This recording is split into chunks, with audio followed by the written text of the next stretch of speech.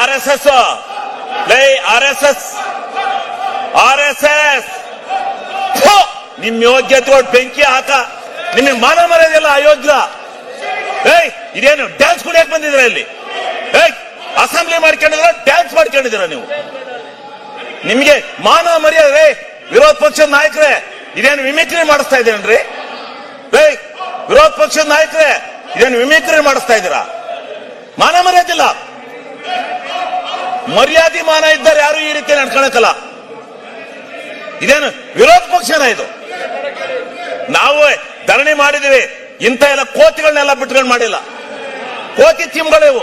R S S ಅಲ್ಲಿ ಹಿಂಗೆ ಕೂಗಿ ಕೂಗಿ ಆರ್ ಎಸ್ ಎಸ್ ಹಾಳು ಮಾಡಿದಿರಿ ನೀವು. ನೀನು ಕೇಳಿಲೆ, ನಿನ್ನ ಹೆಂಡತಿ ತಹಸೀಲ್ದಾರ್ ಬಿಟ್ಕೊಂಡು ಎಷ್ಟೆಷ್ಟು ದುಡ್ಡು ಹೊಡೆದಿದ್ದೀ ಗೊತ್ತಾ ನೀನು? ನಿನ್ನ ಹೆಂಡತಿ ತಹಸೀಲ್ದಾರ್ ಮಾಡ್ಕೊಂಡು ದುಡ್ಡು ಹೊಡೆದಿದ್ದೀಯ ನೀನು. ಅಲ್ಲಿ ನಿನ್ನ ಹೆಂಡತಿಯ ತಹಸೀಲ್ದಾರ್ ಬಿಟ್ಕೊಂಡು ದುಡ್ಡು ನಿಮ್ಮ ಅಪ್ಪ ಕೈ ಕೊಟ್ಟದ್ದೆ, ಇನ್ಯಾರಿಗೂ ಕೊಟ್ಟಿರಲಿಲ್ಲ. ನೀನ್ಯಾವನು ನನ್ನ ವಿಚಾರ ಕೇಳಕ್ಕೆ? ನಿನಗೆ ಮಾನ ಮರ್ಯಾದೆ ಐತಾ? ನಿನಗೆ ಮಾನ ಮರ್ಯಾದೆ ಐತಾ? ನಿಂಗೆ ಮಾನ ಮರ್ಯಾದೆ ಇದ್ರೆ ನಿಮಗೆ ಇವೆಲ್ಲ ಕೂಗಕ್ಕಲ್ಲ. ನಿನ್ಗೇನ್ ಕೂಗ್ತಾ ಇದೆಯಾ ಅದು ಕೂಗು. ಮಾನ ಮರ್ಯಾದೆ ಇದೆಯಾ ನಿಂಗೆ? ಆಗಲೇ ಹೇಳಿದೀನಿ ನಾನು. ನಿನ್ ಯೋಗ್ಯತೆ ಬೆಂಕಿ ಹಾಕ. ನೀವೆಲ್ಲ ಪ್ರತಿಭಟನೆ ಮಾಡಕ್ ಬಂದಿದ್ದೀರ ಅಂತಿಲ್ಲ. ನಾಚಿಕೆ ಆಗ್ಬೇಕು ನಿಮ್ಗೆ. ಬಂಧುಗಳೇ ನಮಸ್ಕಾರ. ನೀವೆಲ್ಲ ನೋಡಿದ್ರಲ್ಲ ಈ ವಿಡಿಯೋನ. ಇವತ್ತಿನ BJP ಆಡಳಿತದಲ್ಲಿರುವ ಸರ್ಕಾರವನ್ನು ಯಾವ ರೀತಿ ಕಿವಿ ಹಿಂಡುವ ಕೆಲಸ ಮಾಡಬೇಕಾಗಿತ್ತು, ಆದರೆ ಇವತ್ತು ರಾಜ್ಯದ ಮಾನ ಮರ್ಯಾದೆ ತೆಗೆಯುವಂಥ ಕೆಲಸನ BJP ಮಾಡ್ತಾಯಿದೆ. ಇವತ್ತು ವಿರೋಧ ಪಕ್ಷದ ಕೆಲಸ ಏನು ಅಂತ ಗೊತ್ತಿಲ್ಲದೆ ಇರುವಂಥ ಅವಿವೇಕಿಗಳು ವಿರೋಧ ಪಕ್ಷದಲ್ಲಿ ಕುಂತಿದ್ದಾರೆ. ಇವತ್ತು ರಾಜ್ಯದಲ್ಲಿ ಸಾವಿರಾರು ಸಮಸ್ಯೆಗಳಿದೆ. ಸರ್ಕಾರಿ ಆಸ್ಪತ್ರೆಗಳಿಗೆ ಹೋದರೆ ಸರಿಯಾದ ರೀತಿ ಚಿಕಿತ್ಸೆ ಸಿಗ್ತಾ ಇಲ್ಲ, ರಸ್ತೆಗಳು ಸರಿ ಇಲ್ಲ, ಗುಂಡಿ ತುಂಬಿರುವಂಥ ರಸ್ತೆಗಳು, ಪಾದಚಾರಿ ಮಾರ್ಗಗಳಿಲ್ಲ, ಪೊಲೀಸ್ ಸ್ಟೇಷನ್ಗಳಿಗೆ ಹೋದರೆ ಹೆಣ್ಮಕ್ಳುಗಳ್ನ ದುರುಪಯೋಗ ಪಡಿಸ್ಕೊಳ್ಳುವಂಥ ಕೆಲಸಗಳು ನಡೀತಾ ಇದೆ, ಅಕ್ರಮಗಳು ನಡೀತಾ ಇದೆ, ಅವ್ಯವಹಾರಗಳು ನಡೀತಾ ಇದೆ. ಸಿದ್ದರಾಮಯ್ಯನವರೇ ಹೇಳಿದಂತೆ 88 ಪ್ರಕರಣಗಳಲ್ಲಿ, ಸುಮಾರು 88ಕ್ಕೂ ಹೆಚ್ಚು ಪ್ರಕರಣಗಳಲ್ಲಿ ಪೊಲೀಸರೇ ಆರೋಪಿಗಳಾಗಿದ್ದಾರೆ. ಪ್ರತಿ ಕ್ರೈಮ್ ಹಿಂದೆ ಪೊಲೀಸರ ಕೈವಾಡ ಇದೆ ಅನ್ನೋದು. ಇಂತಿಂಥ ಗಂಭೀರವಾದ ವಿಚಾರಗಳಿದ್ರೂ ಆಡಳಿತದಲ್ಲಿರುವಂಥ ಪಕ್ಷವನ್ನು ವಿರೋಧ ಪಕ್ಷದವರು ಯಾವ ರೀತಿ ತರಾಟೆಗೆ ತೆಗೆದುಕೊಳ್ಳುವಂಥ ಕೆಲಸನ ಇವತ್ತು ಸದನದಲ್ಲಿ ಮಾಡಬೇಕಾಗಿತ್ತು. ಆದರೆ ಇವತ್ತು ಸದನದಲ್ಲಿ BJPಯ ನಾಯಕರುಗಳು ಯಾವ ರೀತಿ ನಡ್ಕೊತಾ ಇದ್ದಾರೆ, ಯಾವ ರೀತಿ ದೊಂಬರಾಟನ ಆಡ್ತಾ ಇದ್ದಾರೆ, ಯಾವ ರೀತಿ ಹೋರಾಟನ ಮಾಡ್ತಾ ಇದ್ದಾರೆ, ಯಾವ ಹೋರಾಟ ಯಾಕೆ ಮಾಡಬೇಕು ಅನ್ನೋದೇ ಗೊತ್ತಿಲ್ಲ. ಇವತ್ತು ಇವರೆಲ್ಲ ಜನಪ್ರತಿನಿಧಿಗಳು ಯಾವ ರೀತಿ ಆದರೂ, ಇವರೆಲ್ಲ ಜನಪ್ರತಿನಿಧಿಗಳಾಗಕ್ಕೆ ಯೋಗ್ಯತೆಯೇ ಇಲ್ಲದೆ ಅಂತವರು ಜನಪ್ರತಿನಿಧಿಗಳಾಗಿ ರಾಜ್ಯದ ಜನರ ಸಮಸ್ಯೆಗಳನ್ನ ಯಾವ ರೀತಿ ಚರ್ಚೆ ಮಾಡ್ತಾರೆ. ಇವತ್ತು ತಿಮ್ಮಾಪುರ ರಾಜೀನಾಮೆ ಕೊಡಬೇಕು, ತಿಮ್ಮಾಪುರ ಏನು ಹಗರಣ ನಡೆದಿದೆ ಆ ಹಗರಣಕ್ಕೆ ರಾಜೀನಾಮೆ ಕೊಡಬೇಕು ಅನ್ನೋ ವಿಚಾರನ ಇಟ್ಕೊಂಡು ಯಾವ ರೀತಿ ದೊಂಬರಾಟನ ಆಡ್ತಾ ಇದ್ದಾರೆ. ಇವತ್ತು ರಾಜ್ಯದ ಮಾನ ಮರ್ಯಾದೆ ಕಳೆಯುವಂಥ ಕೆಲಸನ BJPಗರು, ಏನು ಕಾಂಗ್ರೆಸ್ನ ದುರಾಡಳಿತವನ್ನು ಹೇಳಬೇಕಾಗಿದ್ದಂಥವ್ರು ರಾಜ್ಯದ ಸರ್ಕಾರದ ಭ್ರಷ್ಟಾಚಾರವನ್ನು ಇವರು ಬಯಲಿಗೆ ಮಾಡಬೇಕಾಗಿತ್ತು. ಆದರೆ ರಾಜ್ಯದ ಮಾನ ಮರ್ಯಾದಿನ ತೆಗೆಯುವಂಥ ಕೆಲಸನ ಇವತ್ತು ವಿರೋಧ ಪಕ್ಷ ಮಾಡ್ತಾ ಇದೆ. ರಾಜ್ಯದ ಮಾನ ಮರ್ಯಾದಿನ ಕಳೆಯುವಂಥ ಕೆಲಸನ ಇವ್ರು ಮಾಡ್ತಾ ಇದ್ದಾರೆ ಅಂದರೆ ಇವರೆಲ್ಲ ರಾಜ್ಯದ ಜನಪ್ರತಿನಿಧಿಗಳಾಗಕ್ಕೆ ಯೋಗ್ಯತೆ ಇದೆಯಾ? ಇವ್ರನ್ನೆಲ್ಲ ನಾವು ಎಂತೆಂಥವ್ರನ್ನ ಆಯ್ಕೆ ಮಾಡಿಬಿಟ್ಟಿದ್ದೀವಿ. ಎಂತೆಂಥ ಕೋತಿಗಳೇ ಪರವಾಗಿಲ್ಲ ರೀ, ನಿಮ್ಗಿಂತ ಚೆನ್ನಾಗಿ ಒಂದಷ್ಟು ಗೌರವದಿಂದ ಘನತೆಯಿಂದ ನಡ್ಕೊಂತವೆ.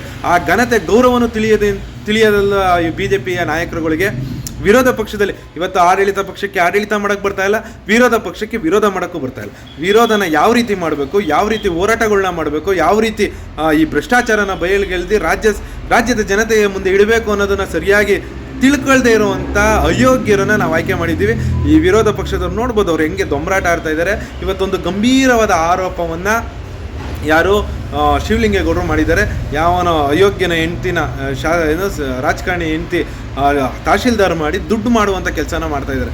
ಇಂಥ ವಿಚಾರಗಳನ್ನ ಸದನಗಳು ಚರ್ಚೆ ಆಗ್ತಾ ಇದೆ.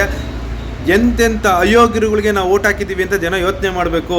ಇವತ್ತು ರಾಜಕಾರಣಿಗಳನ್ನ ಆಯ್ಕೆ ಮಾಡೋದು ನಮ್ಮ ರಾಜ್ಯದಲ್ಲಿ ನಡೀತಾ ಇರೋ ಭ್ರಷ್ಟಾಚಾರವನ್ನು ಮತ್ತು ಅವ್ಯವಹಾರಗಳನ್ನ ತಡಿಲಿ ಅಂತ. ಆದರೆ ಇವತ್ತು ಇವರೇ ಭ್ರಷ್ಟಾಚಾರಿಗಳಾಗಿದ್ದಾರೆ.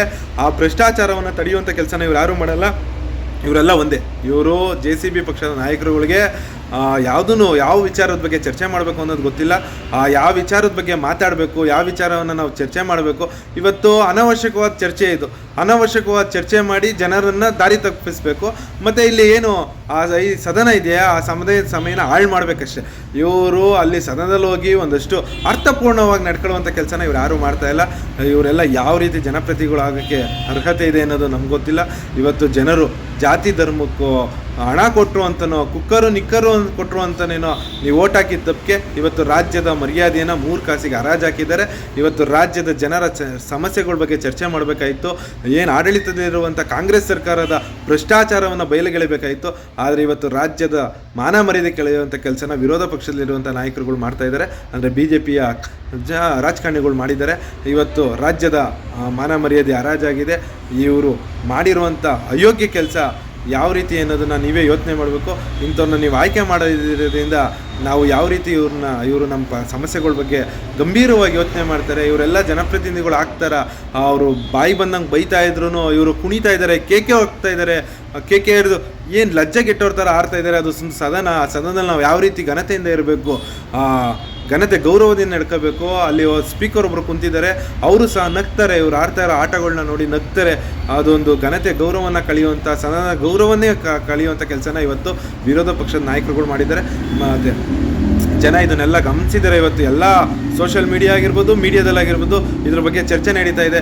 ಜನ ಮುಂದಿನ ದಿನಗಳಲ್ಲಾದರೂ ಇಂಥ ಅಯೋಗ್ಯರನ್ನ ಆಯ್ಕೆ ಮಾಡೋದ್ಬಿಟ್ಟು ಪ್ರಾಮಾಣಿಕರನ್ನ ಆಯ್ಕೆ ಮಾಡಿ, ನಿಮ್ಮ ಬಗ್ಗೆ ಮಾತಾಡೋವಂಥವ್ರನ್ನ, ನಿಮ್ಮ ಬಗ್ಗೆ ಚರ್ಚೆ ಮಾಡೋವಂಥವ್ರನ್ನ, ನಿಮ್ಮ ಬಗ್ಗೆ ಯೋಚನೆ ಮಾಡೋವಂಥವ್ರನ್ನ, ಜನಪರ ಕಾಳಜಿ ಇರೋವಂಥವ್ರನ್ನ, ನಾಡಿನ ಬಗ್ಗೆ ವಿಚಾರ ತಿಳಿದಿರೋವಂಥವ್ರನ್ನ, ನಾಡು ಸಂರಕ್ಷಣೆ ಮಾಡೋವಂಥವ್ರನ್ನ ನೀವು ಆಯ್ಕೆ ಮಾಡಬೇಕು.